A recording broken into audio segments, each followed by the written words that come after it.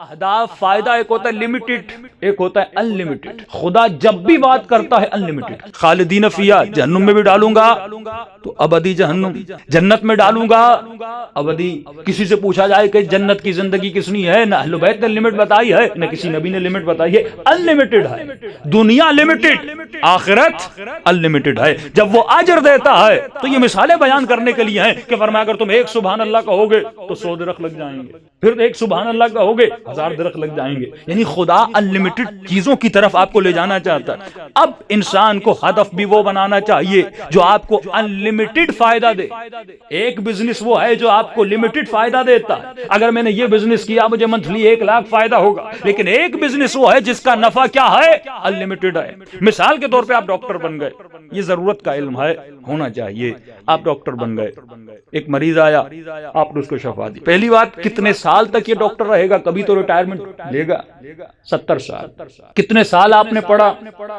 11-12 سال، اسپیشلائزیشن کے شامل کر کے میکسیمم 15 ایئرز لیجیے یا 10 ایئرز لیجیے۔ 10 سے 15 سال آپ نے علم حاصل کیا، اس کے بعد آپ لوگوں کو ٹھیک کرنے لگے۔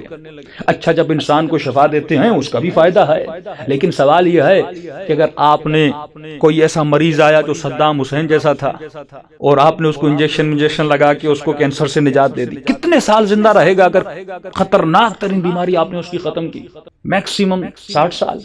میں ہائی لمٹ لگاتا ہوں 100 ایئرز وہ زندہ رہے گا۔ اس ڈاکٹر نے اس کو کینسر سے شفا دی، کتنے سال؟ 100 ایئرز۔ سوال یہ ہے کہ جس کو جو اگر کوئی ایسا مریض ہے، صدام حسین جیسا مریض ہو، ہٹلر جیسا مریض ہو، آپ نے اس کو شفا تو دے دی، کیا کوئی گارنٹی لے سکتا ہے کہ آپ کے شفا دینے کے بعد وہ کوئی قتل نہیں کرے گا، وہ کسی کو مارے گا نہیں، وہ چوری نہیں کرے گا؟ اس علم میں کوئی گارنٹی نہیں ہے، کیونکہ آپ نے پیسہ لیا، اس کے جسم کو شفا دی اس دن کو دیکھتے ہوئے، لیکن یہ بھی گارنٹی ہم نہیں دے سکتے کہ جس کو میں نے بچایا ہے وہ آگے جا کے بنے گا کیا، وہ آگے جا کے کرے گا کیا۔ اب سوال پیدا ہوتا ہے، 100 سال آپ نے اس کو زندگی دی، اہل بیت کس چیز کی طرف لے آنا چاہتے ہیں؟ فرمایا ایک علم وہ ہے اگر تم کسی کے وجود سے نفرت کو نکال دیتے ہو، اگر تم کسی کے وجود میں محبت کو ڈال دیتے ہو کہ بعثت لأتمم مکارم الاخلاق، ہم اس لیے مبعوث ہوئے تاکہ لوگوں کے اخلاق کو اچھا کر دیں۔ میں نے کسی کی شوگر ختم کر دی، میں نے کسی کا کینسر ختم کر دیا، لیکن وہ گھر جاتا ہے بیوی کے لیے تو وبال جان ہے، کیونکہ اس کا اخلاق اچھا نہیں ہے۔